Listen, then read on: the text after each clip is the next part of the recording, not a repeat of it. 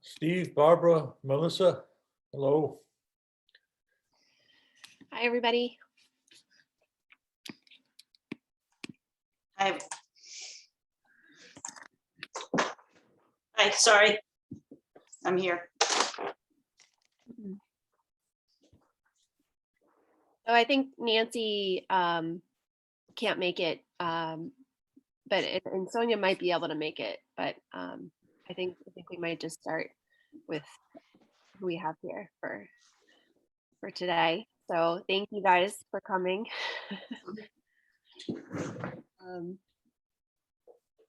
All right, so it's 2:30 on Thursday, March 10th, and the Rights of Public Access Committee meeting begins now. I'll call it to order. The first item, or the second item on the agenda, is the Lieutenant Island Puddle. So thank you, Melissa, for joining us. We really appreciate you coming. We'd love to touch base and just gather our thoughts so that we can approach conservation with a clear mind. Sure. And thank you for sending along the copy of the letter in advance. That was helpful to see. Not as advanced as I had hoped, but I hope everyone got a chance to take a look.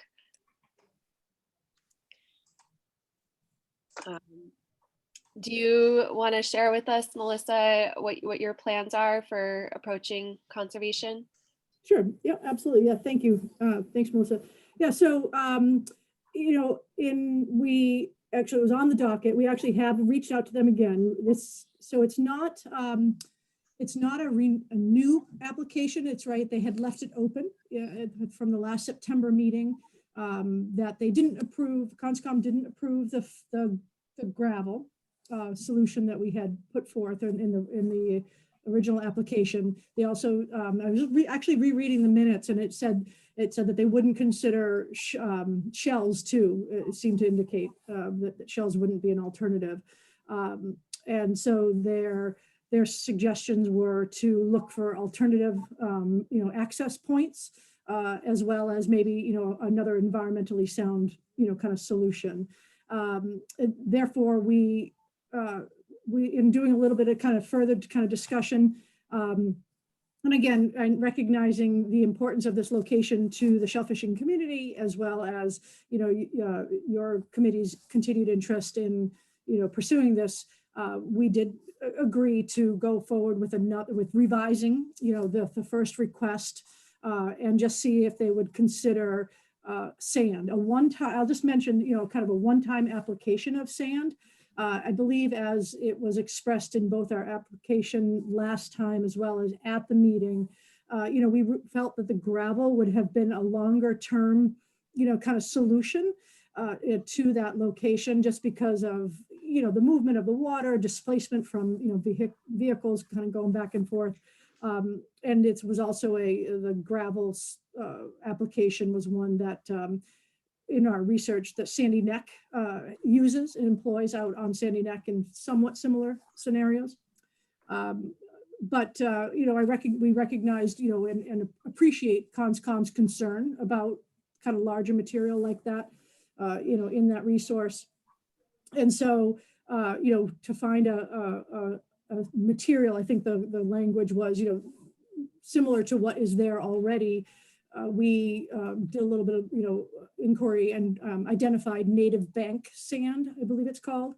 And that is what is being proposed, is that to fill that pothole with native bank sand, which is similar material, or it is the material that is, I believe, used when homeowners need to renourish, from a revetment, and add it to there. And it's also similar to what is already at that dune's edge and, along that sandy path.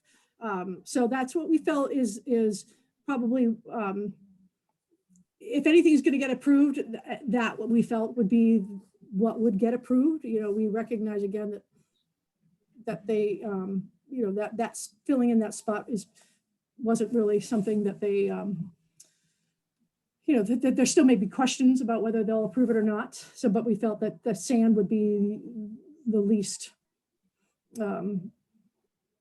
what's the word? I guess the best alternative. The only concern I had, you know, or we continue to have, is that we're not sure about the viability of sand, or I should say the long-term sustainability of sand in that spot. And as you can, I'm sure, appreciate both the cost, staff time, you know, we can't continue to, you know, our hope was that we put something in there, it would last a few years, and then we could revisit it. And I appreciate what you put in the letter, Melissa. I think that was really, you know, the idea of looking at both short-term solutions to help us just get over the hill, and then looking at, you know, longer-term solutions that obviously take more negotiation, more time, more a thoughtful process. So I totally appreciated what you put in the letter. Thank you.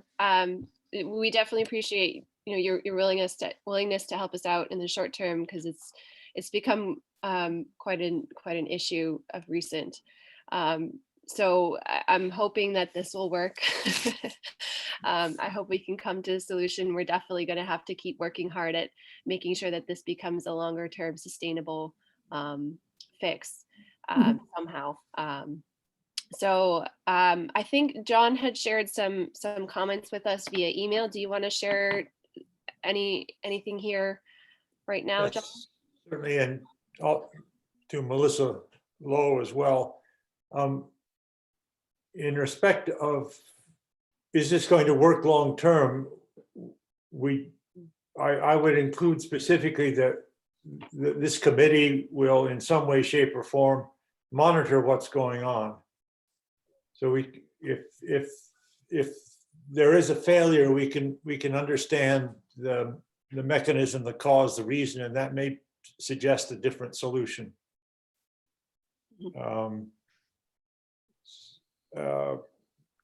Melissa Lowe, also, I think I would emphasize this is on Mass Audubon land.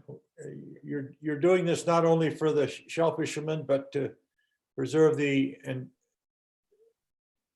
environment there. Yeah, good point, John. You know, absolutely. I mean, anything that, first and foremost, we have to be, you know, stewards of that landscape, right? And as we all do. I mean, I know we all appreciate in the importance of protecting, you know, the marsh ecosystem,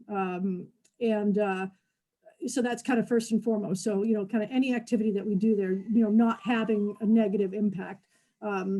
The other thing, you know, just to that point, is that, you know, it has been a historical, you know, access point. It is a road, you know, for lack of better terms, or, you know, a roadway that we occasionally use, but it's not something we use on a regular basis. And, you know, a couple years back, when this was first brought to my attention, you know, with the first chair of the Rights to Public Access Committee, Jim, you know, I recognize, again, it's something that we didn't necessarily have to fill, but we, you know, understand the value of that location to the shellfishing community, specifically the commercial shellfishing community, and we, as I expressed, we're willing to, you know, try a CONSCOM application to see if that would be approved to fill it. Does that answer your question, John? I'm not sure. Yes, I'm not sure. I had one last point, and the more specific you could be about any precedents, the better. If you have any specific examples of where this particular sand was used, not just for beach replenishment, but for any other purpose, that would be useful. You give CONSCOM the confidence that this is not a some novel escapade that we're off on.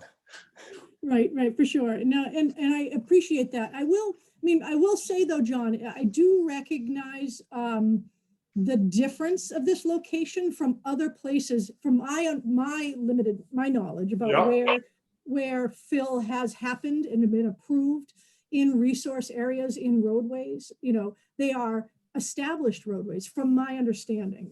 You know, if you guys have any information with me, you know, that you could share otherwise, that's helpful, but they're on true roads, that lead to people's homes and such. This is not a paper road. This is just a historical kind of pathway, for the lack of better words, that has always had vehicular access on it. But again, if you guys have information about places that are similar where I'm not familiar with it, I'm only familiar with roadways along edges of marshes that are true roadways leading to homes. But Melissa, I'll just go back again to the need for monitoring. I must admit, I am completely puzzled by how we got such a deep puddle there. And I think it's very important for any future work to see what actually is happening, and make some hypotheses about the mechanism. It just doesn't make sense to me. Sure. Sorry, go ahead. Melissa, go ahead. Were you going to respond to that? Yeah, I was just going to say, I'd like to share my screen with you guys. So can you see this? I see an aerial view. Yeah. Yeah. This is Google Earth, and we're on October 21st, or to October 2021. This platform goes all the way back to 1985, and the image is not clear enough there. If you go up to the next time, it's about 1995, where you can see the puddle existing right here in front of the house. So the puddle has been around for at least that long.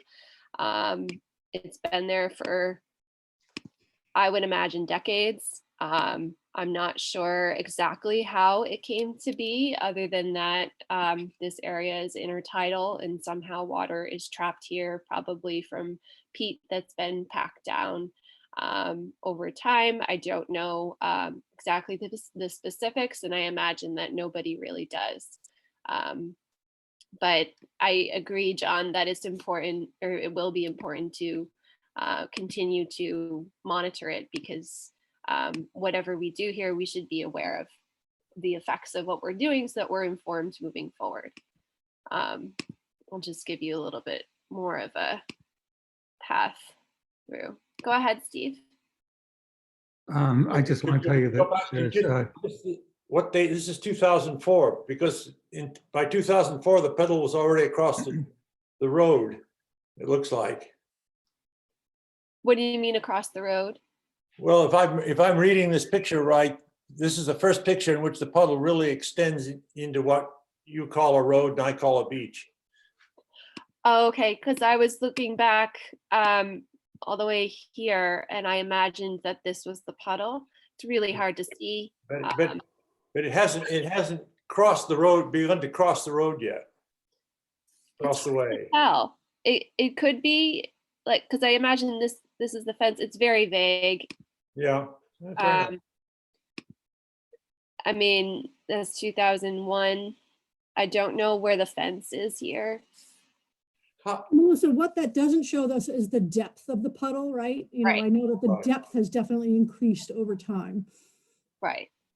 Yeah, I imagine, even if the puddle existed back then, it was probably tolerable to drive through. And I imagine, based on, anecdotal evidence, that it's just become more of an issue in the last 5 to 10 years, which probably will accelerate if we don't address Melissa, it. question, Melissa. I mean, there's an interesting point here. When did it become difficult or impossible or a major problem to actually cross the puddle? I mean, the puddle may have begun to encroach on the road, but if it wasn't very deep, you just go gradually through it. So what I'm getting at is, how long did it take, not the puddle to appear, but the puddle to get deep enough so it's a problem? Can you put a number on that? I would imagine 5 to 10 years, based on what I've heard from shellfishermen's stories. that in the last 5 to 10 years, it's gotten increasingly worse. I think Jim Falcone can speak to that as well. And Okay, he's quite familiar with the area. Go ahead, Steve. I just want to tell you that I have a same kind of a puddle out in front of my house on Baker Avenue, one of the Baker Avenues. And the mechanism that enlarges the puddle is a car driving through it while there is water. Mhm. And it just splashes the sand off to the side. We filled it in once with, can't remember exactly what the stuff was, but it was basically sand with clay. And that was just fine. And then we wound up with puddles in front and behind it. So yeah, if there's, and we don't have any tidal water coming in, it's only rain.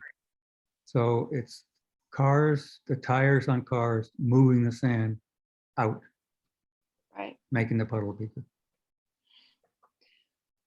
in my opinion. Thanks, Steve. Yeah, that was my concern too. I mean, this is a really unique spot, right? That it's, in Melissa, from your, aerial, the satellite imageries here and such, it is a low spot, a natural low spot with that creek kind of dumping into it. You've got the issues probably of rainwater coming off that slope, off the dune. You have tidal action, and then you have the displacement of sand from tires going through it, right, with water in it. So, I mean, all of those factors, I think, are just going to continue to increase the depth of that puddle and just making it. And I don't know if numbers of vehicles have increased going out there. I don't, if numbers of, because my, has increased or not, or, but regardless, I just don't know how long lived this is, but I'm willing to, we're willing to give it a try because we recognize, nothing, if it doesn't harm the marsh, if it's determined it is not harming the marsh, by putting the substrate there for, especially sand, because, it's not a foreign material. We'll try it, and if it helps in the short term. Right. That's great. All we'd have Yeah. to do is when you see a little puddle, fill it in. Just keep doing that. And And everything will be okay. Exactly. That's the thing is, I think the big difference between this area and many of the other roads around the marshes in Wellfleet is that the other ones have been maintained and this one just never was. So it just got increasingly worse over time. And the fact that it's, a no-name road, maybe I can share with you, as John was speaking to, is some of the precedent for similar areas. It's, maybe a little bit different, but let me see if I can find for you.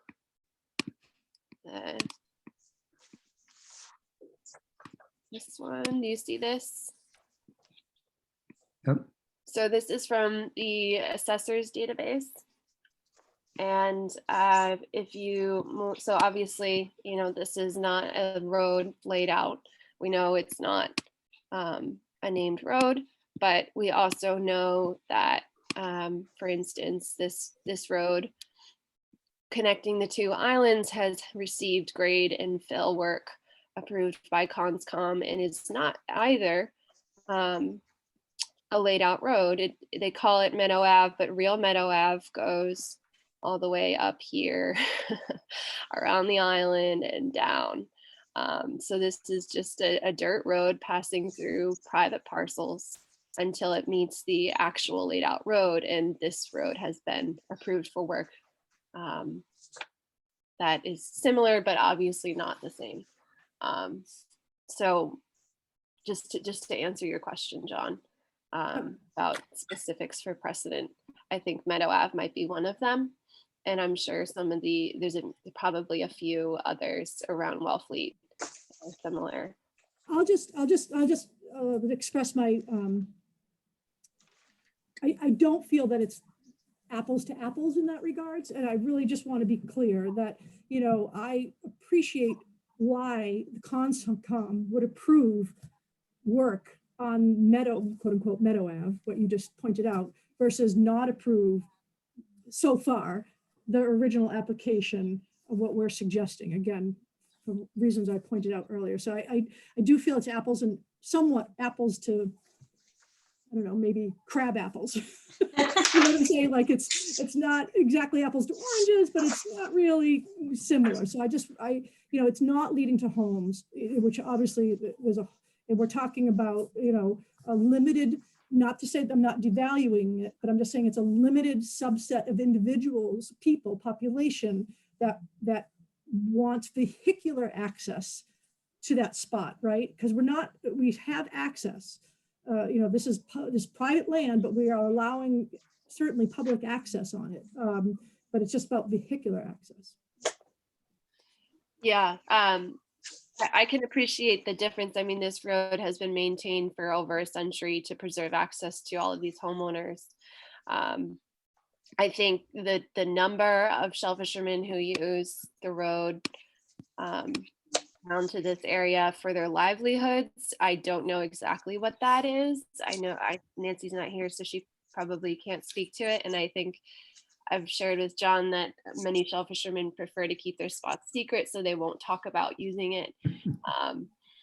But you know, it is different for sure. Every situation is different. But I think, you know, there's a possibility that, you know,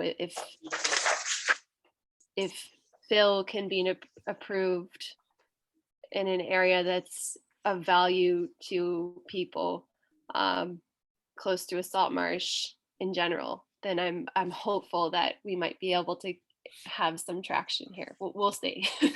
Yeah, I guess my point being is that I recognize that that's your position. I just don't want to be clear that it's not necessarily Mass Audubon's position, right? That it's apples to apples, right? That it's that, you know, so that's why I'm trying to understand the precedents for a similar instance. I am not familiar with anything that has been approved that didn't lead to homes, right? And so I can't say that I've done a lot of research on it, but the few things that have come to my attention have always been related to that. So I just want to be, you know, clear about that.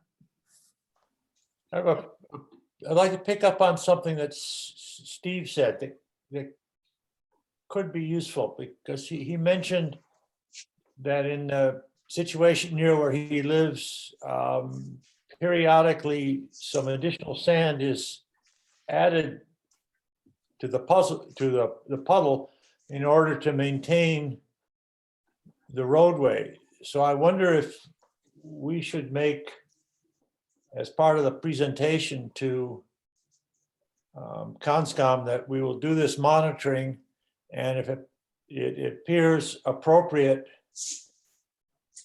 at some point in the non-immediate future, if the thing falls apart right away, it's no go. But if it appears that we've got something that lasts 3, 5, 10 years, and could then add some more sand, leave open the possibility of adding some more sand, come back to Conscom and say, look, it's worked for 8 years, let's add a little more sand and make it go for another 8 years. That's something that we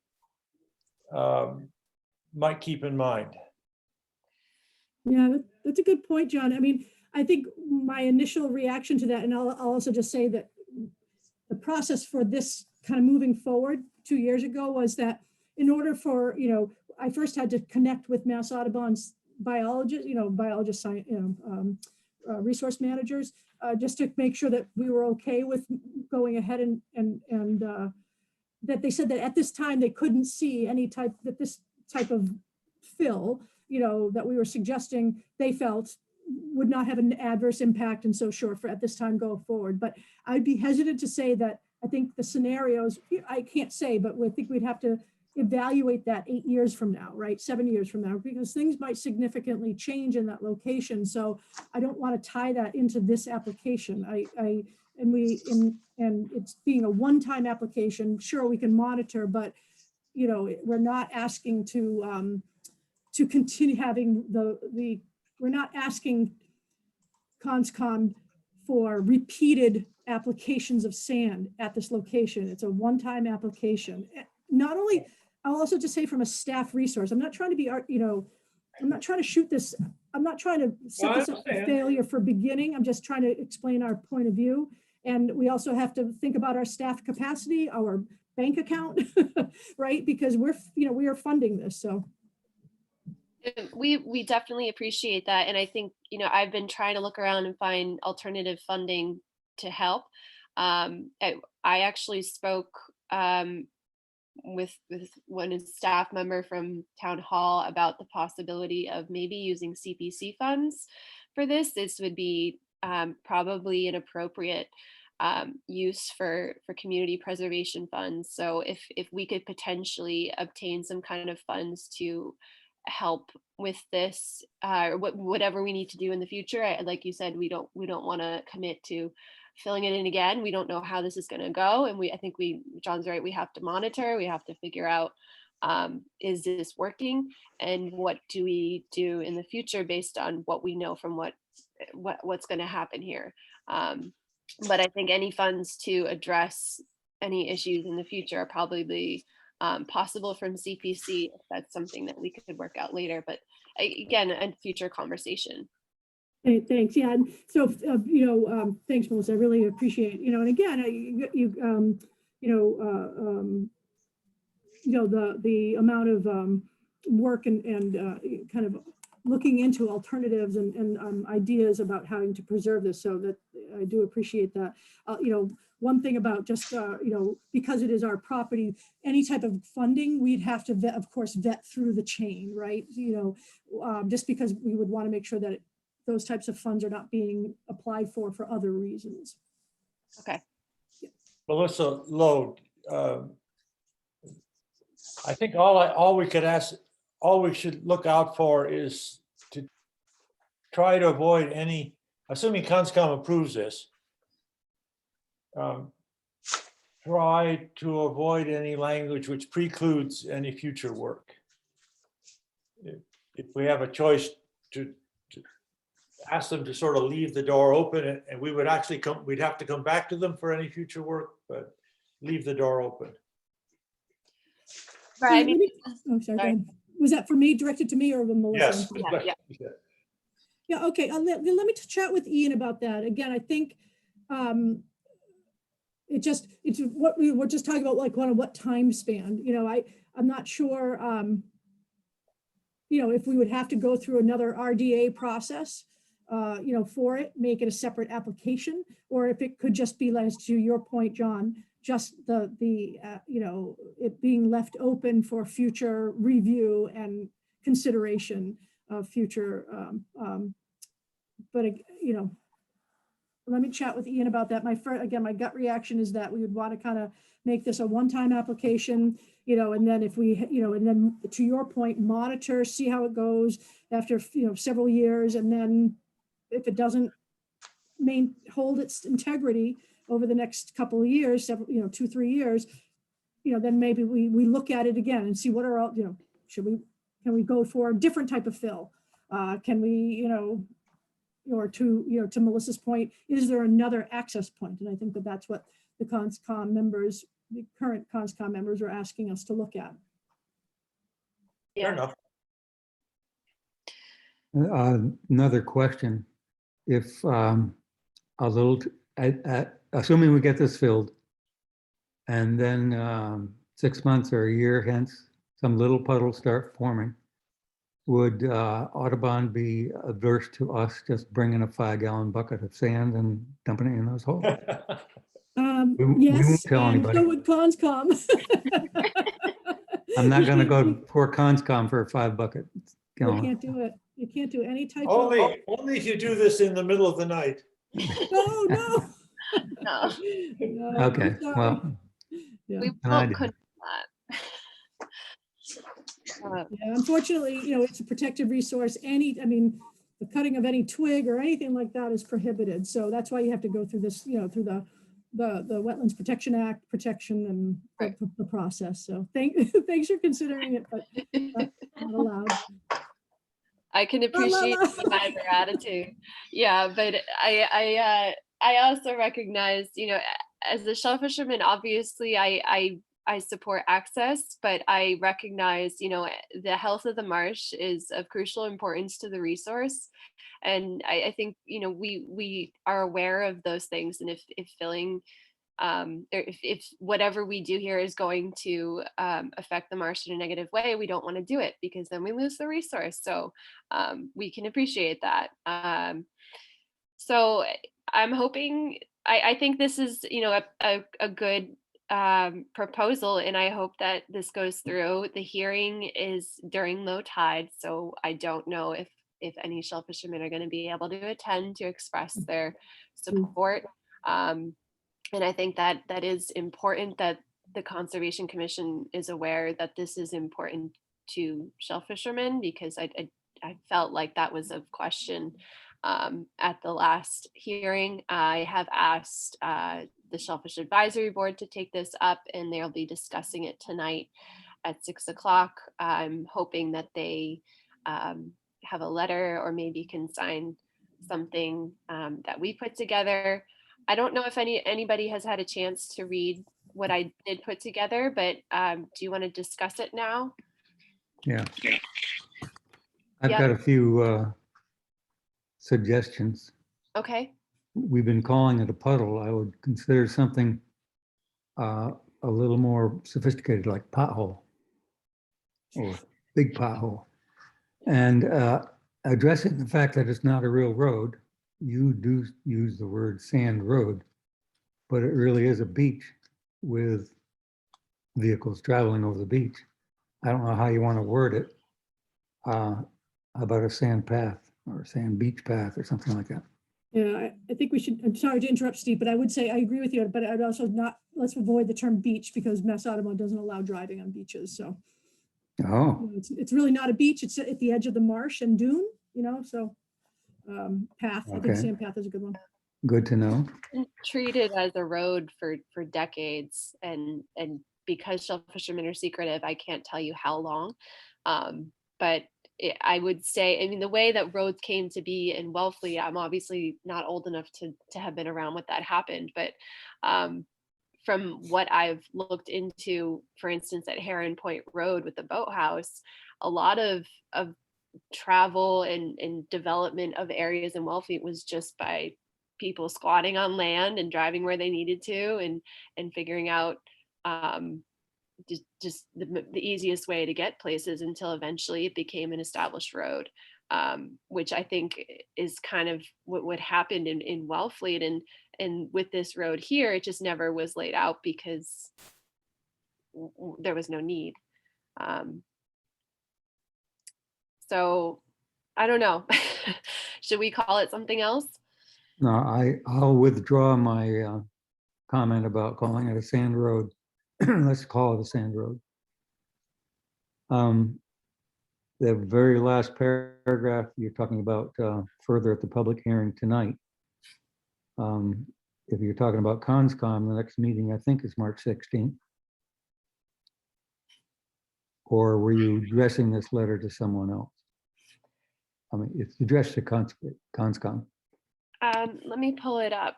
I'm a little confused. You just have to change the date. You were writing this back when we thought we were going to have a meeting the actual day of the CONSCOM meeting. And therefore tonight would be appropriate, but it isn't now. Okay. 1 second. Let me just pull it up.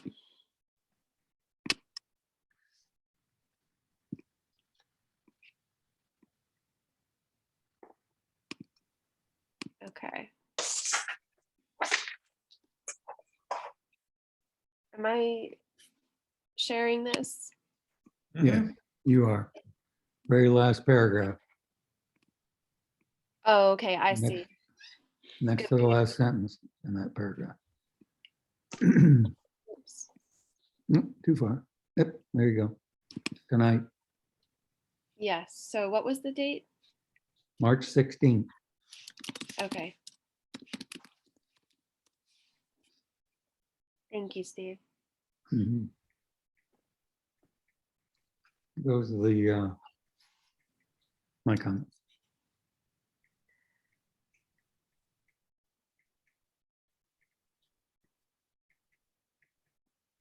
Did anybody else have any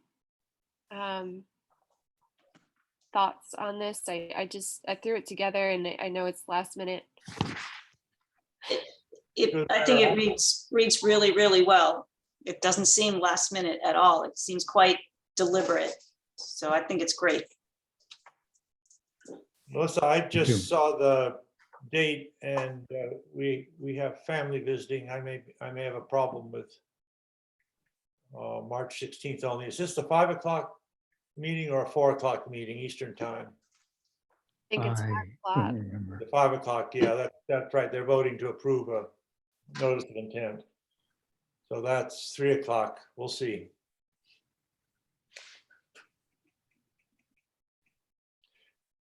Melissa Yao, if there's no other comment on this, could you had an overview of the way out along the beach with the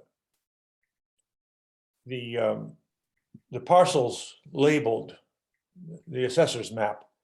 Could you put that back up again? Because I remember you and I were talking about that. Yeah, here we are. Could you expand the corner?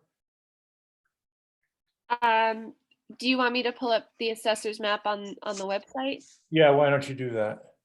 Okay.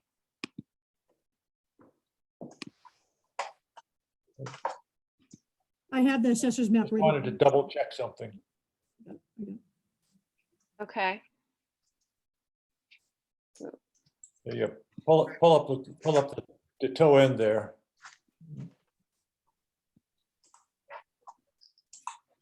What do you need to see? This parcel, well, could you try to move this into the center? Here we are. Who owns 97.2? Audubon. Audubon owns 97.2 and 98. 97.1 is owned by 96. So perhaps we should, is there any point in looking at the possibility of putting some roadway along 97.2? I have no idea what the topography is or the land under it, but I would just like to put that in the bank as something that we might think about if the puddle makes too rapid a reappearance. I walked that path as best I could tell by looking at the map and walking. And it is fairly steep, but it looks like it might be doable. You would be driving across fairly high dune grasses. Well, probably you wouldn't be driving, you'd be trying to pull a cart, which is a tricky business. You park at the circle. Well, the circle is being filled by the owners of 96, I guess it is, 97, 96. We So would they have a might legal consider issue. that, they might consider that to be their property. Hmm. And pulling a cart up that steep grade would be a challenge. Okay. That's a heart attack territory.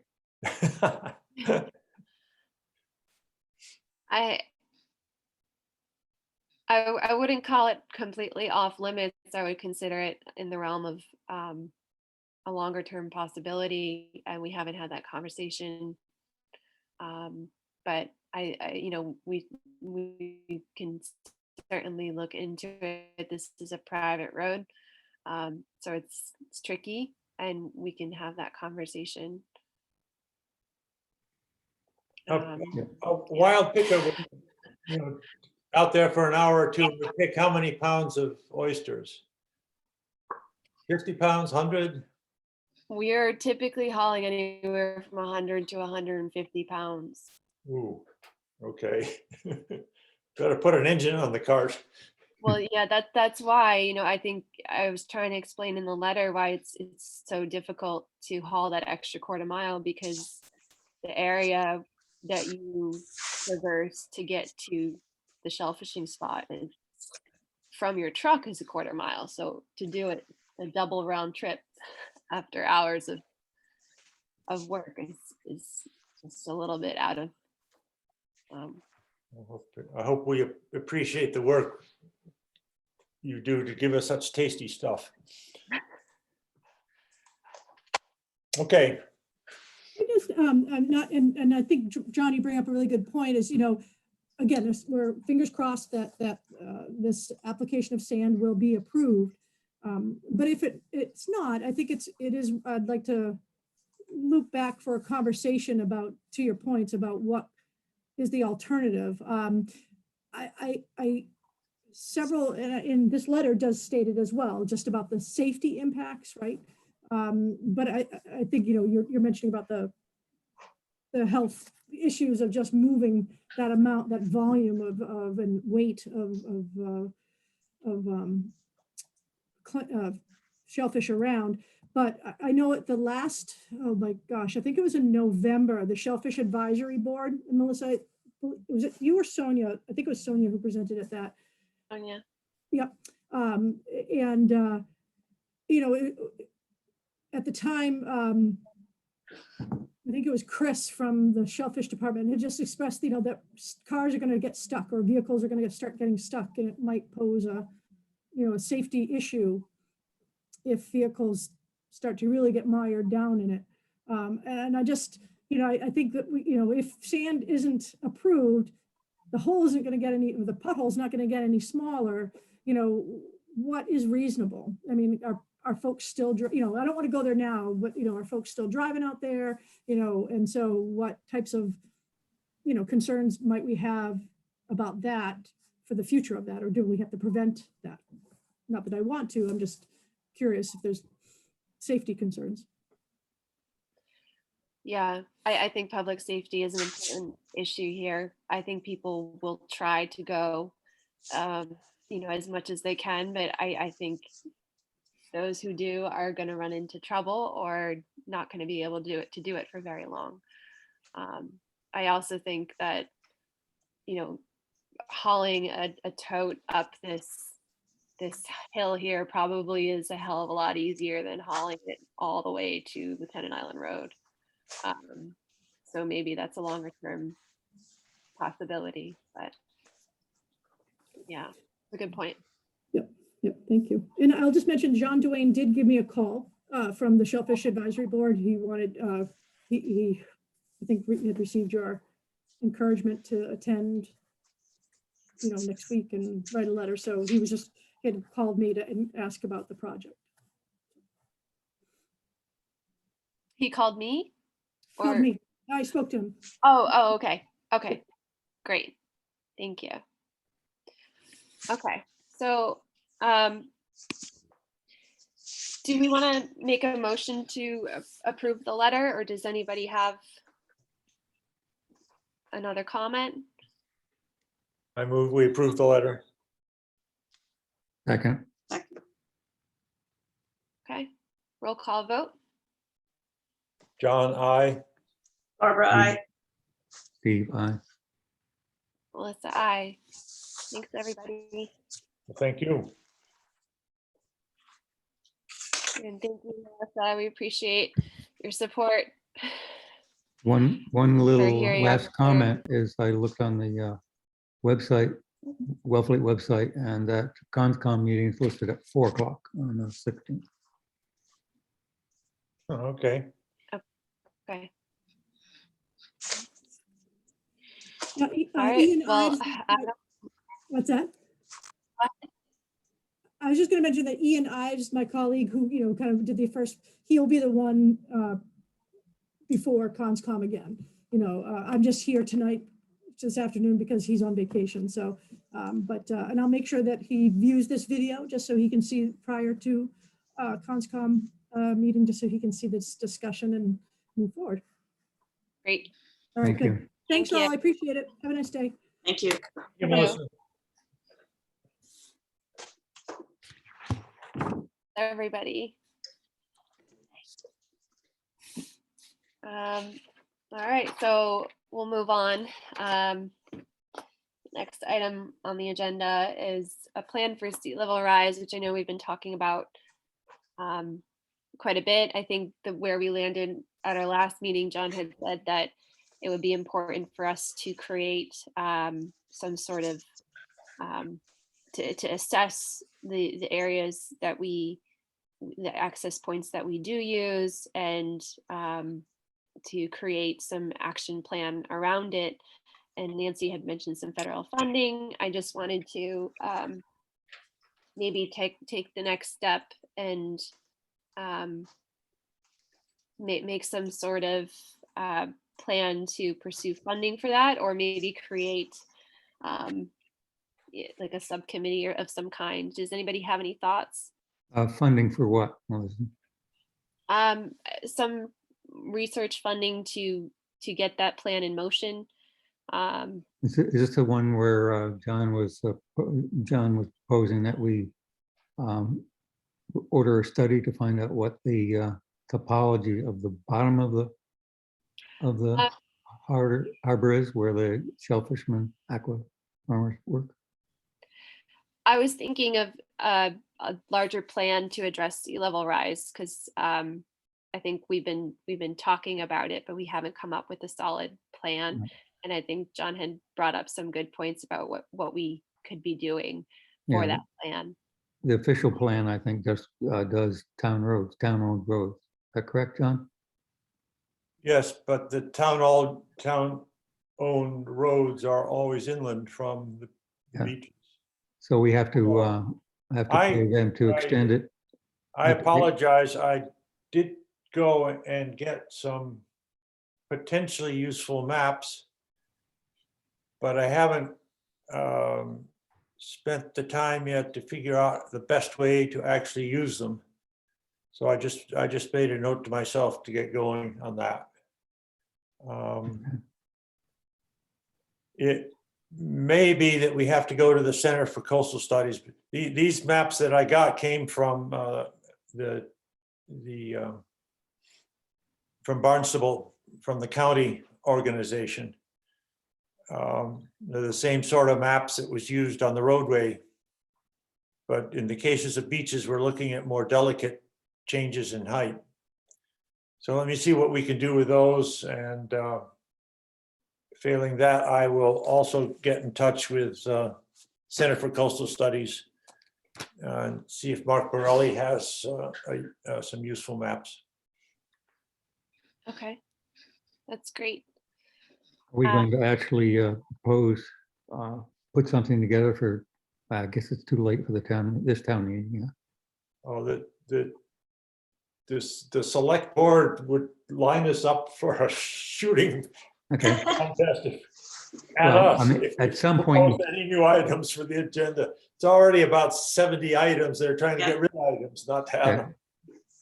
so we do it the next town meeting. You The know, point is, if we are going to pay this outfit to extend their study to include access points, and we can give them a list of the access points, they're gonna want money.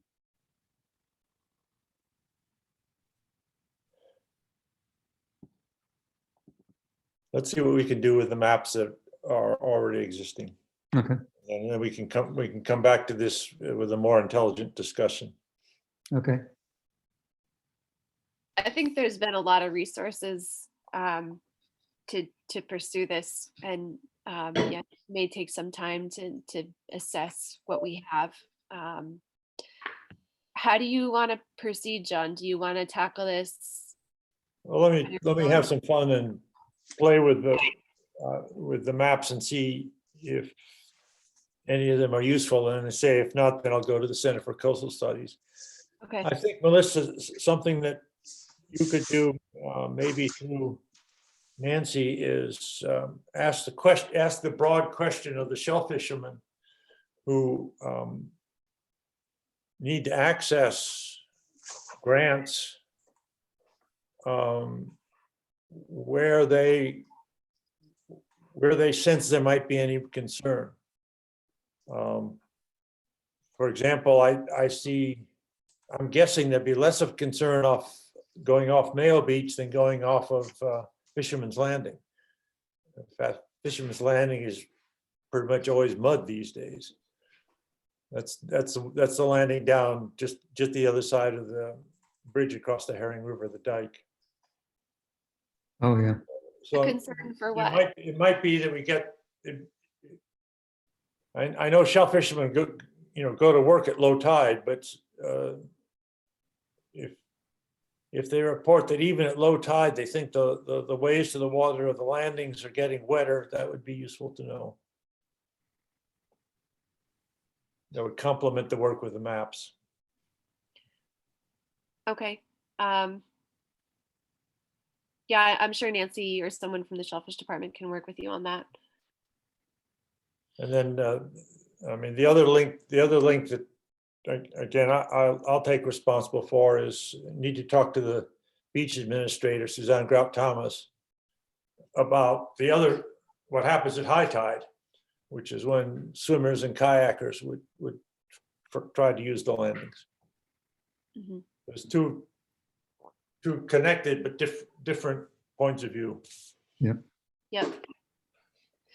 We've started pursuing creating a catalog of all of the ways to the water, and I imagine that would be a resource to evaluate one by one some of the more vulnerable areas. Yes, I have that list. I mean, at least as far as we took it. Okay. Okay. Sounds good.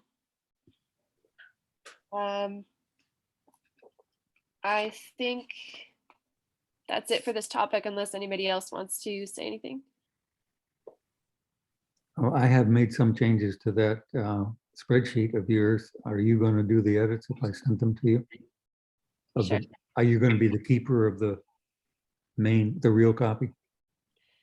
Sure, I'd be happy to. I will put it on a Google Drive so that everybody can see it as a work in progress. And if anybody is ready to add to it anything, just shoot me an email and I'll make sure that it gets in there. Are Okay, you thank you. ready? Okay. All right. So I'm sad to hear that Sonia resigned from our committee. I'm super grateful for all the work that she did. A lot of her minutes were very helpful, and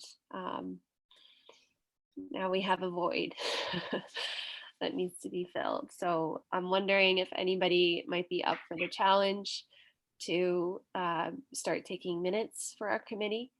And we would also need to, yeah, Barbara? No, I'm volunteering. Okay. That'd be awesome. You're it. I'm it. I'm glad to take it on, and also very, sorry to lose Sonia Yeah. for many reasons. Mhm. Well, thank you. I Sure. appreciate it. Okay.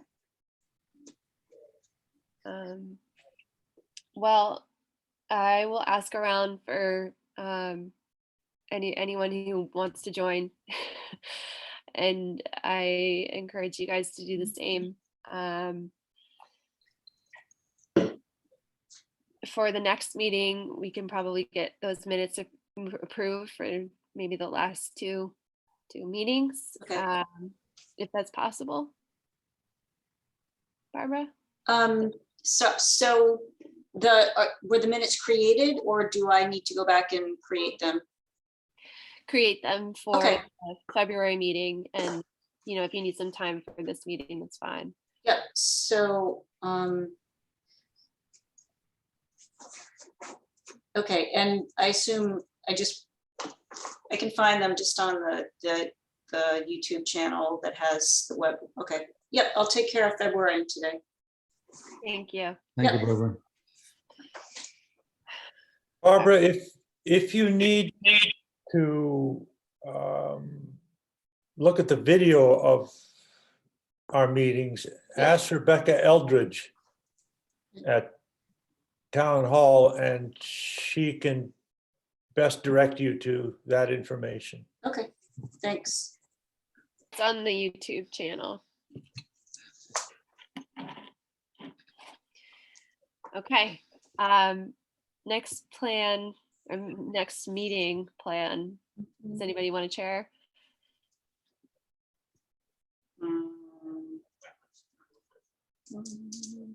I'll do it. My volunteering day. Um, Unless someone else would like to, I don't mean to preempt the gentleman. You're welcome. Sorry about that. I still don't know how to mute my phone. Sorry, I'll just mute me for a minute. Okay, that's good. I think I chaired the February meeting. Does anybody remember that? Or was it the January meeting that I chaired? No, I mean, I'm glad to do it next month. My preference is that we try to settle on a date while we're here rather than the emails. So if we can do that, that would be great. Sure. So a Well, month would be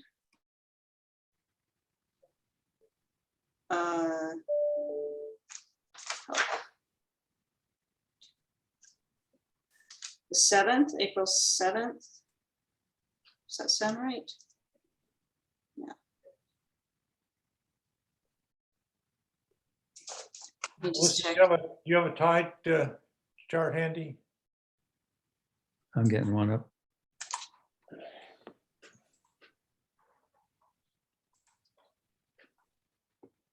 Have to wait for the ad to play. I don't have a free one.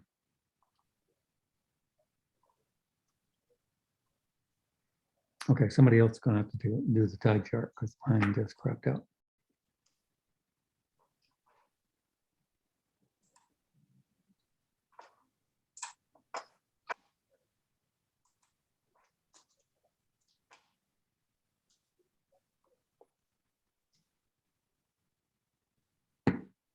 Melissa disappeared. I guess she's gonna go get the tide chart.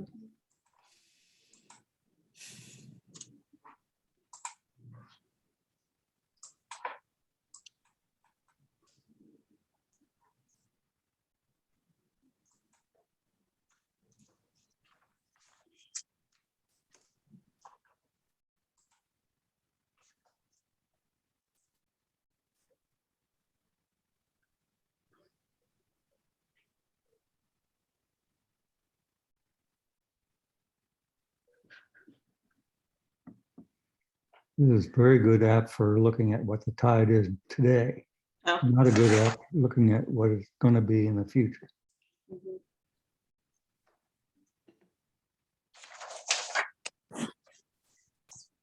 Sorry, guys, I lost power. Uh-oh. Oh, what happened? My computer died. Oh. Laptop ran out of power? Yeah, I mean, you hit the ignore button too many times. Right.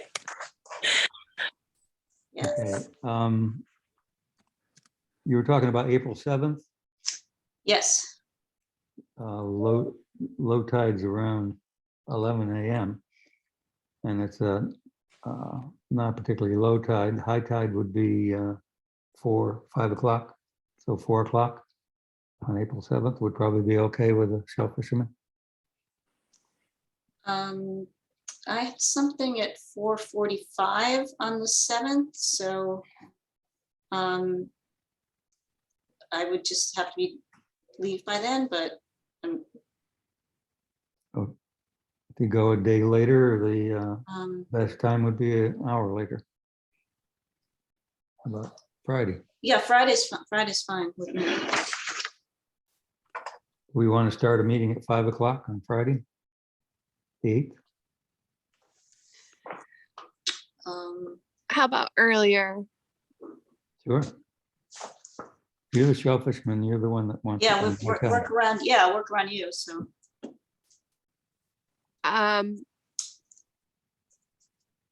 I can do anything after 1 o'clock. Okay.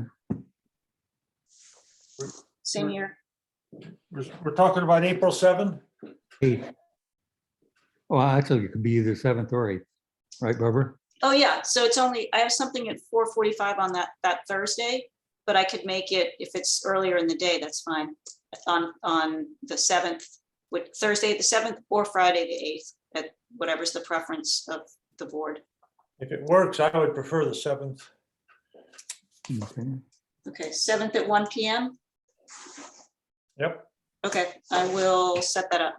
Thank you for willingness to decide it now. And Melissa, that's pretty close to low tide. Are you gonna be out doing anything? I thought we said the 8th at 1 PM, no? Oh, the 8th is fine, fine. Well, John preferred the 7th. Oh, sorry. Heather I missed doesn't that. care. Okay. I don't care. Let me see. The 7th at 1, I can make that.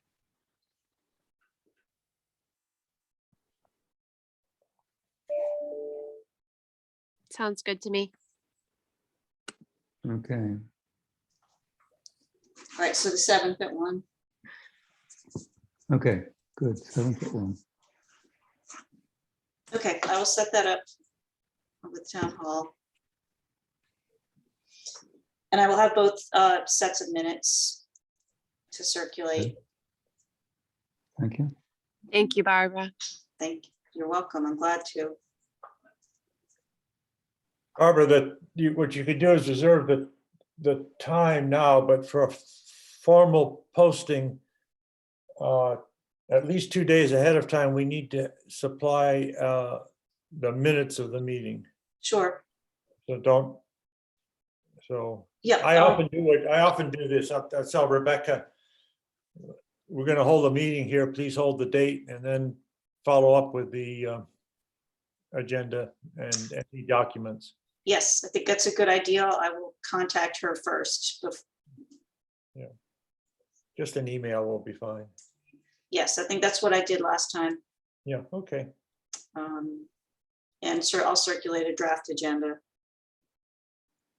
Do you have ideas of what you want to talk about? Um, Anybody? It'll depend on the CONSCOM meeting to a certain extent, True. Okay. or to a large extent. Let's put an item, recruiting another member on there. When is town meeting? The town meeting on Tuesday evening was moved to early June. Sorry. And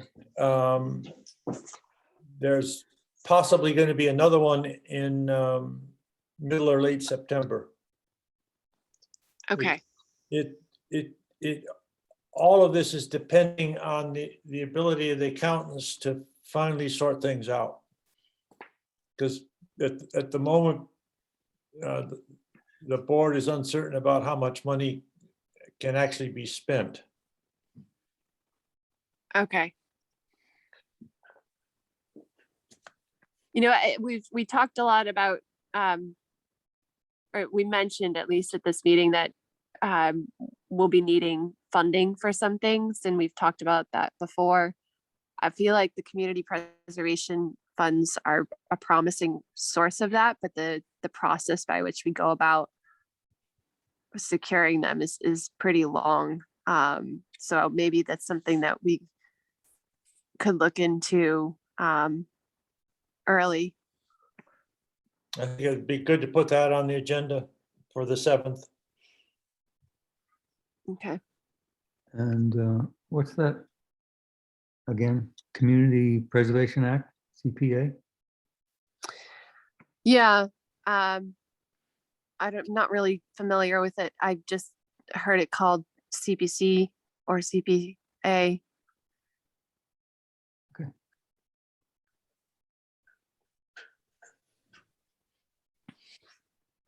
And if we don't get our article on the town warrant, that's another way we could get that work done. Yeah.